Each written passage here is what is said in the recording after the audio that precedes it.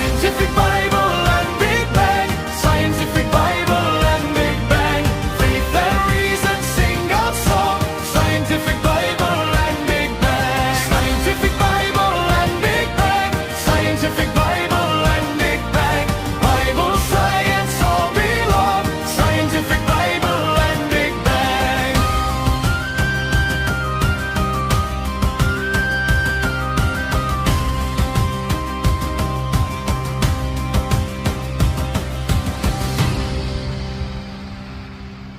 Scientific Bible and big bang అనే పుస్తకంలో next ఎపిసోడ్కి స్వాగతం సుస్వాగతం.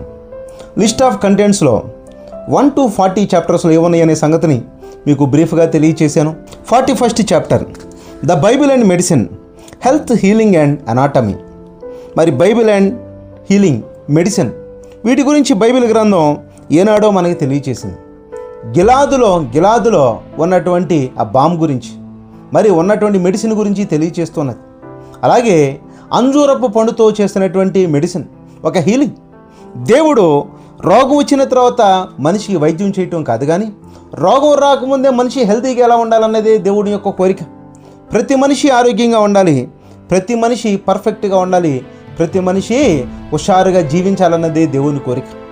మీకు రోగాలు వచ్చిన తర్వాత హాస్పిటల్లో పేషెంట్ లాగుండి నిక్కుతా నీలుగుతా కుయ్యో మొర్ర అనుకుండా ఉండాలన్నది దేవుని ఆలోచన కాదు. అందుకే దేవుడు తన ప్రజల కోసం రాసినటువంటి medicine, the best medicine in the world. Bible కనుక చదివినట్లయితే ప్రతి ఒక్కరికి మెడిసిన్ అర్థమవుతుంది. వాటర్ తరచుగా తాగాలి. ఏ రోగమైనా సరే వాటర్ తాగుతూ ఉంటే రోగాలన్నీ మొట్టుమాయి. ఈరోజు డాక్టర్ దగ్గరికి వెళ్తే రోగాలు ఎందుకు వస్తున్నాయంటే వాటర్ సరిగ్గా తాగట్లేదు, తిండి సరిగ్గా తింటలేదు, ఎక్కువ తిండి తినేస్తున్నారు, బాడీకి కావాల్సినటువంటిది పర్ఫెక్ట్గా మీరు ఉంచట్లేదు. మరి బాడీకి కావాల్సినటువంటి మెడిసిన్ని దేవుడు ఎక్కడ పెట్టాడు? ప్రకృతిలోనే పెట్టాడు.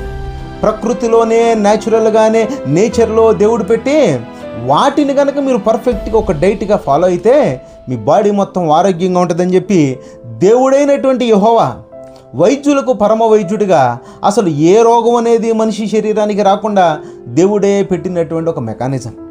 ఒకవేళ మనిషి గనక రోగం వస్తే ఆ రోగాన్ని పోగొట్టుకోవటానికి కూడా దేవుడు పెట్టినటువంటి సిస్టమ్.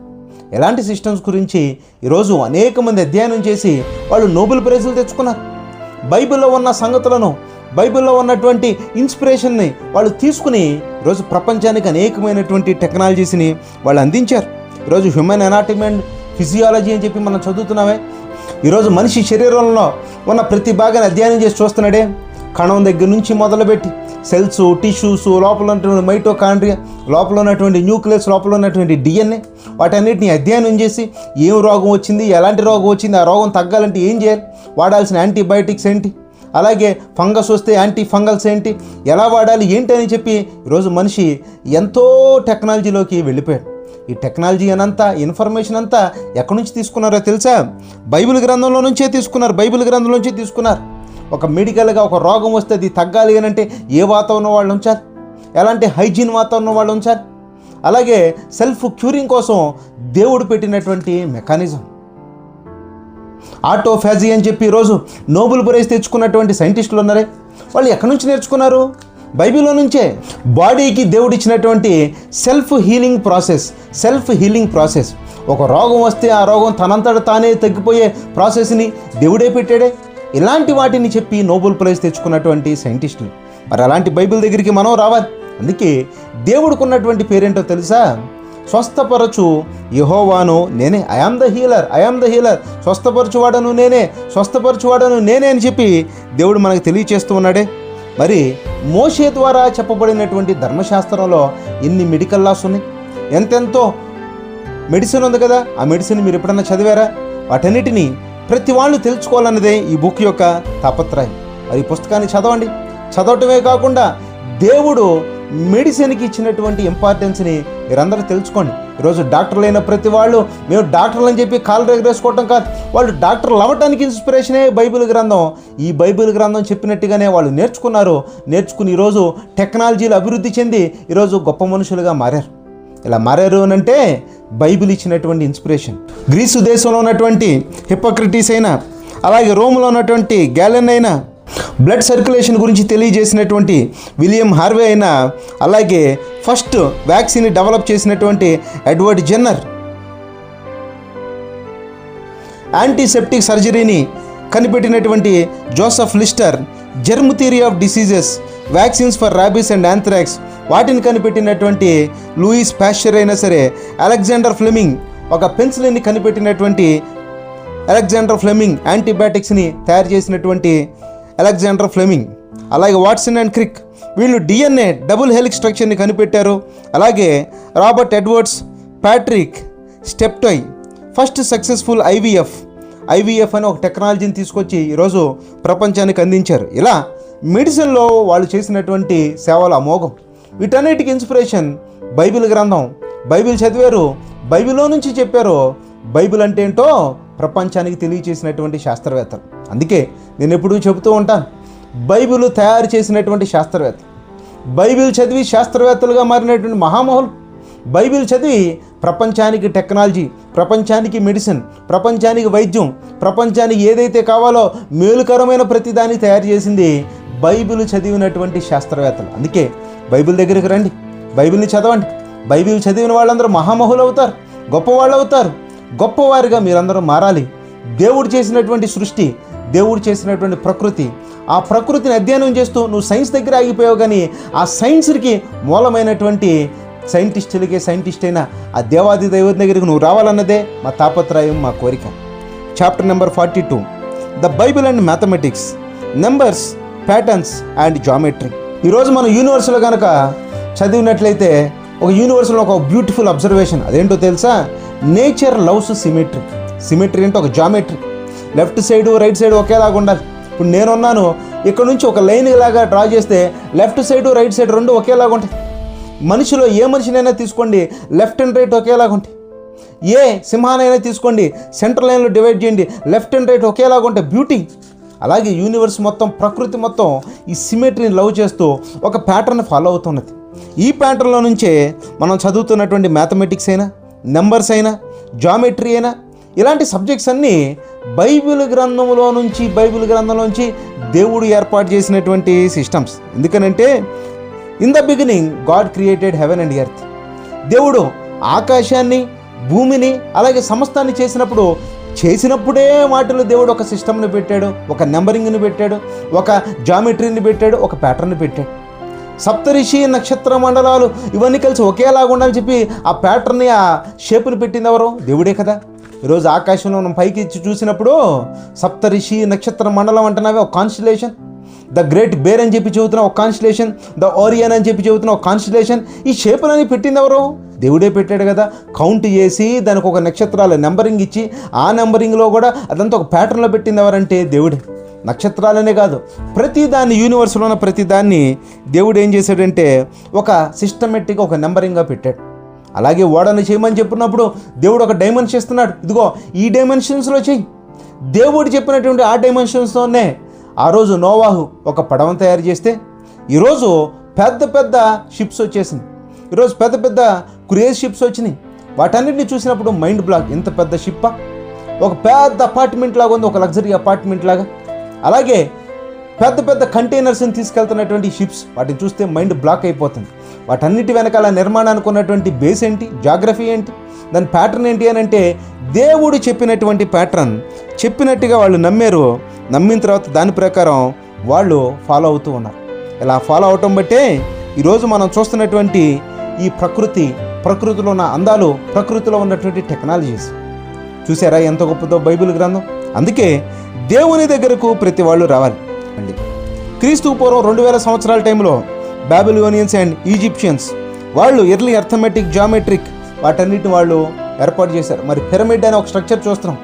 ఈ పిరమిడ్స్ అనేది పర్ఫెక్ట్గా ఒక ట్రయాంగిల్ షేప్లో ఉండి కిందంతా ఒక ఫ్లాట్ రెక్టాంగిల్ లాగా ఉండి వాళ్ళు పెట్టినటువంటి ఒక షేప్, ఒక బ్యూటిఫుల్ షేప్. దాన్ని చూస్తూ ఉంటే మైండ్ బ్లాక్ అయిపోతుంది. ఇలాంటి జామెట్రీని వాళ్ళు ఎక్కడి నుంచి నేర్చుకున్నారు?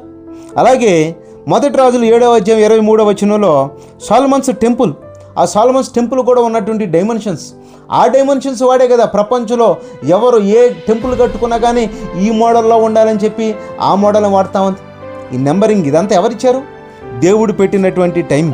అందుకే క్రీస్తు పూర్వం 1000 సంవత్సరాల టైంలో Hebrews use of numbers, measurements, అలాగే జనరేషన్స్, వాళ్ళ తర్వాత వాళ్ళు, వాళ్ళ తర్వాత వాళ్ళు ఇలా లెక్క పెట్టుకోవటం అనేది వాళ్ళు ఎప్పటి నుంచో ప్రారంభించారు. క్రీస్తు పూర్వం 600 సంవత్సరాల టైంలో Pythagoras theorem, link between numbers and harmony, వీటన్నిటి గురించి తెలియచేశారు. క్రీస్తు పూర్వం 300 సంవత్సరాల టైంలో గ్రీసు దేశంలోని యూక్లిడ్ జామెట్రీ, ఆ యూక్లిడ్ జామెట్రీ దానినే మనం ఫాదర్ ఆఫ్ జామెట్రీ అని చెప్పి యూక్లిడ్ని ఈరోజు మనం పిలుస్తూ ఉన్నాం. అలాగే ఆర్కిమెడిస్ ఈ వాల్యూమ్స్, ఏరియాస్, లెవర్ ప్రిన్సిపల్స్, అలాగే డెన్సిటీస్ని ఎలా కనిపెట్టాలి ఏంటనే సంగతులను మరి తెలియచేశారు. ఇలా మనం చూసుకుంటూ ఉంటే అనేకమైనటువంటి ఈ జామెట్రీస్, ఈ షేప్స్, ఈ ప్యాటర్న్స్ బైబిల్తో అనుసంధానంగా ఉన్నటువంటి వాటిని ఇన్స్పిరేషన్గా తీసుకున్నటువంటి శాస్త్రవేత్తలు, మ్యాథమెటిషియన్స్. అందుకే సైన్స్ అనేది మనం ఈరోజు మ్యాథమెటికల్ రూపంలో మాట్లాడుతున్నాం. సైన్స్ అనేది ఈరోజు మనం చెప్పాలంటే దాని లాంగ్వేజే మ్యాథమెటిక్స్ రూపంలో చెప్పాలి. ఒక న్యూటన్ మరి అనేకమైనటువంటి మ్యాథమెటిక్స్ని కనిపెట్టాడు. ఫోర్స్ అనే దాన్ని వివరించడం కొరకు తను డిఫరెన్సియేషన్, క్యాలిక్యులస్, ఇంటిగ్రేషన్ వీటన్నిటిని కనిపెట్టాడు. ఎందుకని? దేవుడు చేసిన సృష్టిని మనుషులకు అర్థమయ్యేటట్టుగా మ్యాథమెటికల్గా చెప్పాలి. అలాగే కెప్లర్స్ లాస్, దేవుడు నడిపిస్తున్నటువంటి గ్రహాలు, ఈ గ్రహాలు ఏ కక్షలో వెళ్తాయి, లా ఆఫ్ ఆర్బిట్స్, ఎంత వేగంతో వెళ్తాయి, లా ఆఫ్ ఏరియాస్, ఎంత టైంలో తిరుగుతాయి, లా ఆఫ్ టైం పీరియడ్స్, వీటినే మ్యాథమెటికల్గా చెప్పాడు కదా కెప్లర్. ఇదంతా ఏంటో తెలుసా? దేవుడు ఒక మ్యాథమెటికల్గా సమస్తాన్ని ఏర్పాటు చేసి దాని నెంబరింగ్లో దాన్ని దేవుడు రన్ చేస్తూ ఉంటే ఆ మ్యాథమెటిక్స్ని ఈరోజు మనిషి అర్థం చేసుకుని మనిషి ప్రపంచానికి మ్యాథమెటిక్స్ రూపంలో ఇదిగో ఇంత వేగంతో తిరుగుతుంది అని చెప్పారు. చూసారా? బైబిల్ గ్రంథం ఎంతమంది శాస్త్రవేత్తలు తయారు చేసిందో, బైబిల్ గ్రంథం ఎంతమంది మ్యాథమెటిషియన్స్ని తయారు చేసిందో, బైబిల్ గ్రంథం ప్రకృతికి కావాల్సిన సమస్తాన్ని ఏర్పాటు చేసి మనిషి క్షేమంగా బ్రతకటానికి, మనిషి హ్యాపీగా ఉండటానికి కావాల్సిన సమస్తాన్ని అందించింది. అందుకే అలాంటి బైబిల్ దగ్గరికి మీరు అందరూ వచ్చారు, చాలా సంతోషం. బైబిల్ని నేర్చుకోండి, సైన్స్ని నేర్చుకోండి. సైన్స్ నేర్చుకుని సైంటిస్ట్ అయినటువంటి ఆ దేవాది దేవుని దగ్గరికి రావాలి. ఎందుకనంటే ప్రకృతిని చేసింది దేవుడు. మీరు ప్రకృతి దగ్గర ఆగిపోవద్దు, సైన్స్ దగ్గర ఆగిపోవద్దు. సైన్స్ని క్రియేట్ చేసింది దేవుడైతే ఆ దేవాది దేవుడి దగ్గరికి మనందరం రావాలన్నదే నా తాపత్రయం. Chapter number 43, the Bible and astronomy. Cosmic distance and light years. దగ్గరలో ఉన్న వాటిని మెజర్ చేయడానికి కిలోమీటర్స్లో మనం మెజర్ చేస్తాం. ఎక్కడి నుంచి అమెరికా ఎంత దూరం ఉంది అని అంటే మనం మైల్స్ రూపంలో తెలియజేస్తాం. సముద్రంలో ఒక ప్రాంతం నుంచి ఒక ప్రాంతానికి ఎంత దూరం ఉందంటే నాటికల్ మైల్స్ అనే దాంట్లో మనం క్యాలిక్యులేట్ చేస్తూ ఉంటాం. మరి అలాంటిది ఒక గ్రహానికి మరో గ్రహానికి ఎంత డిస్టెన్స్ ఉంది అని అంటే అప్పుడు మనం వాడే యూనిటే దాన్ని లైట్ ఇయర్ అంటారు, కాంతి సంవత్సరం. ఒక సంవత్సరంలో కాంతి ట్రావెల్ చేసే సిస్టమ్ దాన్నే కాంతి సంవత్సరం అని చెప్పి మనం పిలుస్తూ ఉంటాం. The nearest star alpha century. ఈ ఆల్ఫా సెంచరీ అనే ఈ నక్షత్రం 4.37 light years away. Milky Way spans 1 lakh light years. Milky Way అనే గ్యాలక్సీ, ఆ గ్యాలక్సీ సెంటర్ దగ్గరికి మనం పోవాలి అని అంటే అది సుమారుగా 1 lakh లైట్ ఇయర్స్. అంటే కాంతి ఒక సంవత్సరంలో ఎంతైతే ట్రావెల్ చేస్తుందో అలాంటిది 1,00,000 సంవత్సరాలు ఎంత డిస్టెన్స్ అయితే ట్రావెల్ చేస్తుందో అంత దూరంలో మిల్కీ వే అనే గ్యాలక్సీ ఉంది. ఆ మిల్కీ వే అనే గ్యాలక్సీ సెంటర్ దగ్గరికి పోవాలంటే 1,00,000 సంవత్సరాలు పడుతుంది. వీటన్నిటిని మనం అధ్యయనం చేసుకుని ఈరోజు observable universe extends 93 billion light years. మనం చూస్తున్నటువంటి యూనివర్స్ ఎక్కడి వరకు ఉందో తెలుసా? 93 బిలియన్ లైట్ ఇయర్స్. అంటే ఒక టెలిస్కోప్ ద్వారా మనిషి అత్యంత దూరంలో చూడగలిగింది ఎంత ఉందనంటే 93 బిలియన్ లైట్ ఇయర్స్. అది దాటిన తర్వాత కూడా యూనివర్స్ ఉంది. మరి అక్కడ కూడా పోవాలి, అక్కడ కూడా వెళ్ళి అధ్యయనం చేయాలి అంటే ఇంకా అంత స్కోపు మనిషికి ఇంకా రాలేదు. అంటే ఇంత పెద్ద యూనివర్స్ని దేవుడు పెట్టి ఈ యూనివర్స్ మొత్తానికి బాస్ ఎవరో తెలుసా? మనిషే. నువ్వే బాస్. నిన్ను సెంటర్గా చేసుకుని దేవుడు ఏం చేశాడంటే ఇంత పెద్ద యూనివర్స్ని దేవుడు మనిషి కోసం తయారు చేశాడు. ఎందుకు తయారు చేశాడంటే దేవుడికి మనం అంటే ప్రేమ. తయారు చేయటమే కాకుండా వీటిని అధ్యయనం చేసి మనిషి తెలుసుకోవాలని చెప్పి దేవుడు సమస్తాన్ని ఏర్పాటు చేశాడు. మరి ఏన్షియంట్ హీబ్రూస్ ఈ క్రియేషన్ గురించి దేవుడు యూనివర్స్ని ఎలా స్ట్రెచ్ చేశాడనే సంగతిని బైబిల్ ద్వారా ప్రపంచ ప్రజలకు తొలిగా వాళ్ళు తెలియజేశారు. తర్వాత గ్రీకు ఫిలాసఫర్స్ ప్లాటో లాంటి వాళ్ళు, పైథాగరస్ లాంటి వాళ్ళు ఏం చేశారంటే ఈ కాస్మోస్, ఈ కాస్మాస్ యూనివర్స్ అనేది ఎలా ఉంది వాటికి తొలి మోడల్స్ని వాళ్ళు తయారు చేశారు. అలాగే క్లాడియస్ టాలమీ భూమి అనేది సెంటర్గా ఉంటుందని చెప్పి జియోసెంట్రిక్ మోడల్ని తను తెలియచేశాడు. తర్వాత Nicolaus Copernicus heliocentric theory, sun at the center of solar system. ఇక్కడ మీకు ఒక కన్ఫ్యూజన్ గురించి నేను మీకు తెలియచేస్తాను వినండి. జియోసెంట్రిక్ థియరీ అని అంటే సోలార్ సిస్టమ్ మొత్తానికి ఎర్త్ అనేది సెంటర్గా ఉండి ఎర్త్ చుట్టూ సూర్యుడు తిరుగుతుందని కాదు. మళ్ళీ బాగా అర్థమయ్యేటట్టుగా చెప్తాను వినండి. జియోసెంట్రిక్ థియరీ అంటే యూనివర్స్ మొత్తానికి మనం ఏదైతే ఒక సెంటర్ పాయింట్గా తీసుకుంటామో ఆ సెంటర్ పాయింటే ఎర్త్. ఈ ఎర్త్ చుట్టుపక్కల ఎటు చూసినా కానీ యూనివర్స్ ఉంది. దాన్నే జియోసెంట్రిక్ థియరీ అంటారు. మరి కోపర్నికస్ చెప్పింది ఏంటంటే హెలియోసెంట్రిక్ థియరీ. హెలియోసెంట్రిక్ థియరీ అంటే తను యూనివర్స్ మొత్తానికి సన్ సెంటర్ అని చెప్పలేదు. సోలార్ సిస్టమ్ అంటే సౌర కుటుంబం అనేది ఏదైతే తీసుకుంటామో ఆ సౌర కుటుంబంలో సూర్యుడు అనేవాడు సెంటర్ అయితే ఆ సూర్యుని చుట్టూ ఈ గ్రహాలు తిరుగుతూ ఉంటాయి. మరి ఆ రోజుల్లో నవగ్రహాలు అన్నారు, ఈరోజు అష్టగ్రహాలు అని చెప్పి సైంటిస్టులు చెబుతున్నారు. నెంబర్ అన్ని అయినప్పటికీ దీంతో పాటు గ్రహాలు కానీ గ్రహ శకలాలు కానీ అనేకమైనటువంటి ఆస్ట్రాయిడ్స్ తిరుగుతున్నాయి, అనేక రకమైనటువంటి ప్లానెటాయిడ్స్ తిరుగుతా ఉన్నాయి, అనేకమైన శాటిలైట్స్ తిరుగుతా ఉన్నాయి. ఇదంతా కలిపి సోలార్ సిస్టమ్. సోలార్ సిస్టంలో సెంటర్ నికోలస్ కోపర్నికస్ చెప్పినట్టుగా అది సన్. మరి యూనివర్స్ మొత్తానికి సెంటర్ అదే ఎర్త్. దాన్ని ఏమంటారంటే జియోసెంట్రిక్ థియరీ అంటారు. ఎందుకనంటే దేవుడు భూమి మీద సమస్తం ఉండటం కొరకు భూమి చుట్టూతో యూనివర్స్ పెట్టి ఆ భూమి మీద మనిషిని పెట్టి ఆ మనిషిని దేవుడు తన కంటి పాపలాగా కాపాడుకుంటూ తన ప్రేమను వ్యక్తీకరిస్తున్నాడు. ఎందుకనంటే మనిషి దేవుని యొక్క కుమారుడు, దేవుని బిడ్డ. దేవుడు కావాలని కోరుకుంది మనిషిని. అందుకే మనిషి చుట్టూతా ఈ భూమి చుట్టూతా సమస్తాన్ని ఏర్పాటు చేశాడు. ఏర్పాటు చేసిన తర్వాత దాని మొత్తానికి ప్రభుత్వాన్ని దేవుడు భూమి మీద పెట్టాడు. ఎందుకనంటే భూమి మీద ఉంది మనిషి కాబట్టి. 1927 సంవత్సరంలో జార్జెస్ లెమెట్రీ ఒక చర్చ్ ఫాదర్ ఈ బిగ్ బ్యాంగ్ సిద్ధాంతాన్ని తను తెలియచేశాడు. తెలియజేసిన తర్వాత ప్రపంచం అంతా ఆశ్చర్యం.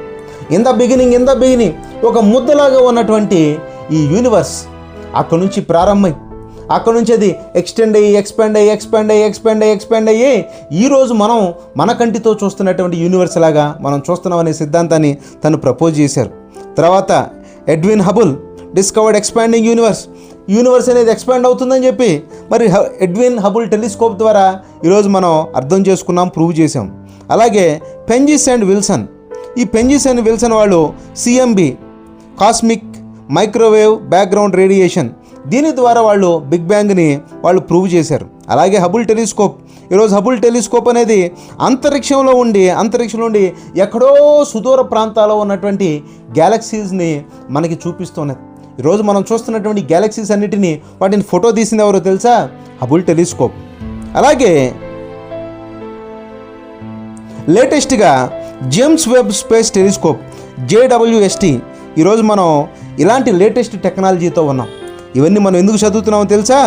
ఎందుకు చదువుతున్నాం అంటే దేవుడు చేసినటువంటి విశ్వము, దేవుడు చేసినటువంటి నక్షత్రాలు, నక్షత్ర మండలాలు, గ్యాలక్సీస్, దేవుడు చేసినటువంటి ప్రకృతి, ఈ ప్రకృతిని అధ్యయనం చేస్తున్నటువంటి మనుషులు అధ్యయనం చేయటమే కాకుండా వాటిల్లో నుంచి మనిషి ఎన్నెన్నో సంగతులు నేర్చుకుని అక్కడ ఆగిపోతున్నాడు. కానీ వాటిని తయారు చేసినటువంటి దేవాది దేవుని దగ్గరకు రావట్లేదు. అదే మనిషి చేస్తున్నటువంటి పెద్ద తప్పు. సైన్స్ నేర్చుకుంటున్నావు కానీ సైన్స్కి కారణభూతుడైనటువంటి ఆ దేవాది దేవుని దగ్గరకు, క్రియేటర్ దగ్గరకు నువ్వు రావాలి కదా. నువ్వు రావాలన్నదే ఈ బుక్ యొక్క తాపత్రయం. The Bible speaks of cosmic origin, older and expansion, thousands of years before modern cosmology. Faith inspired pioneers, Kepler, Lemaitre, Newton, who saw divine order in the universe.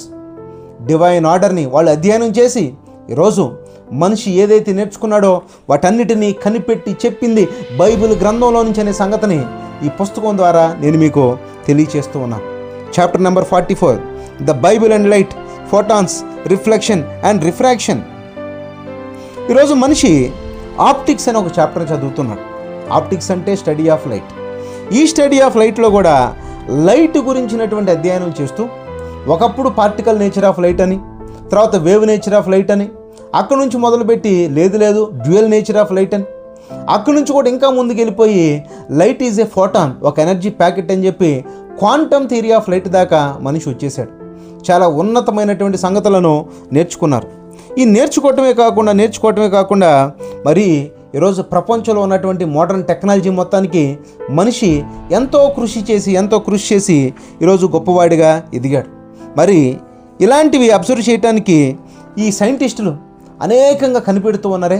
ఈ కనిపెట్టడానికి ఇన్స్పిరేషన్ ఏంటో తెలుసా? మళ్ళీ బైబిల్ గ్రంథం. ఎక్కడో ఉన్నటువంటి ఆ కింద వాటిని చూడాలి, ఎక్కడో దూరంగా ఉన్న వాటిని చూడాలి అంటే ఒక లెన్స్ని తయారు చేయాలి, వాడు కటకాలను తయారు చేయాలి, గ్లాస్ పీసెస్ని కట్ చేసి వాటికి ఒక రిఫ్రాక్టివ్ ఇండెక్స్ అని చెప్పి ఆ రిఫ్రాక్టివ్ ఇండెక్స్ ద్వారా దాన్ని కావాలంటే వాటిని మనం మ్యాగ్నిఫికేషన్ పెంచుకోవచ్చు, కావాలంటే మనం డిమినిష్డ్గా దాన్ని మార్చుకోవచ్చు.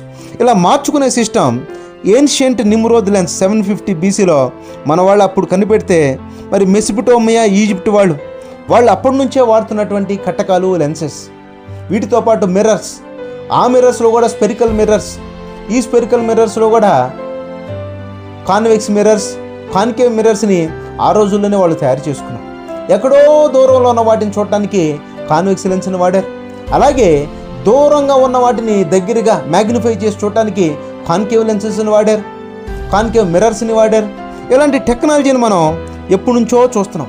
ఈ లెన్సెస్ అన్నిటిని ఎక్కడి నుంచి తీసారో తెలుసా? బైబిల్ గ్రంథంలో చెబుతున్నటువంటి ద క్రిస్టల్ యోబు గ్రంథం 28వ అధ్యాయం 17వ వచనంలో ద క్రిస్టల్, ఈ క్రిస్టల్ గ్లాస్ లాంటి క్రిస్టల్ని భూమిలో నుంచి తవ్వి దాంతో తయారు చేసి అందులో నుంచి తయారు చేసింది లెన్సెస్.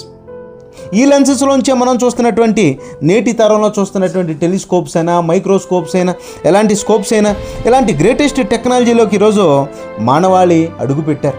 ఈరోజు ఒకళ్ళు కన్ను కనపడలేదు, కన్ను కనపడకపోతే ఏం చేస్తున్నారు? లెన్సెస్ని తయారు చేస్తున్నారు. ఈ లెన్సెస్ ద్వారా నీకు కనపడినటువంటి వస్తువులను కనపడేటట్టుగా ఈ క్రిస్టల్స్ ద్వారా, ఈ గ్లాసెస్ ద్వారా, ఈ లెన్సెస్ ద్వారా తయారు చేస్తున్నారంటే దేవుడు ప్రకృతిలో పెట్టినటువంటి మెటీరియల్. ఆ మెటీరియల్ని మనిషి తవ్వాడు, దాన్ని అధ్యయనం చేశాడు, దాన్ని మ్యాథమెటిక్స్తో క్యాలిక్యులేట్ చేసిన తర్వాత ఈరోజు ప్రతి టెక్నాలజీ వచ్చేసింది. నేను ఈ మధ్యకాలంలో ఒక లెన్స్ షాప్కి వెళ్ళాను, ఒక ఐ షాప్ దగ్గర. వాళ్ళు ఏం చేశారంటే కన్ను పెట్టమని చెప్పారు. కన్ను పెట్టిన తర్వాత ఒక 10-20 సెకండ్స్లోనే ఈ కన్నుకి ఎంత సైట్ ఉందో ఆటోమేటిక్గా క్యాలిక్యులేట్ చేసి దానికి సంబంధించినటువంటి లెన్స్ని డిస్క్రైబ్ చేసి పావు గంటలో ఆ లెన్స్తో వాళ్ళకు స్పెట్స్ని తయారు చేసి ఇచ్చేశారు. పర్ఫెక్ట్ క్రిస్టల్ క్లియర్గా కనపడే ఒక లెన్సెస్. చూసారా ఎంత గొప్ప టెక్నాలజీలోకి వచ్చారో? ఈ టెక్నాలజీ మొత్తానికి రావడానికి బైబిల్ చదివినటువంటి శాస్త్రవేత్తలు చేసినటువంటి గొప్ప అబ్జర్వేషన్స్, కష్టపడ్డారు. మళ్ళీ బైబిల్ ఇన్స్పిరేషన్గా తీసుకుని వాళ్ళు కష్టపడ్డారు. గ్రీక్ కాంట్రిబ్యూషన్స్, ఒక యూక్లిడ్ అయినా సరే, ఒక టాలమీ అయినా సరే, వాళ్ళు రిఫ్రాక్షన్ ఇన్ వాటర్స్, ఆ రిఫ్రాక్షన్ గురించి బాగా అధ్యయనం చేశారు. మరి అలాగే రెనెసెన్స్ అండ్ మోడర్న్ పీరియడ్లో జోయనస్ కెప్లర్, మరి ఈ స్నెల్స్ లా గురించి మనం చదువుతూ ఉంటాం. అలాగే Isaac Newton, Christian Huygens, Thomas Young, James Clerk Maxwell, 20th సెంచరీలో ఆల్బర్ట్ ఐన్స్టీన్, 1960లో లేజర్ ఇన్వెన్షన్, అలాగే 21st సెంచరీలో మోడర్న్ ఆప్టిక్స్. ఈ మోడర్న్ ఆప్టిక్స్లో కూడా fibre optics, holography, adaptive optics, quantum optics, revolutionize communication, astronomy and medicine.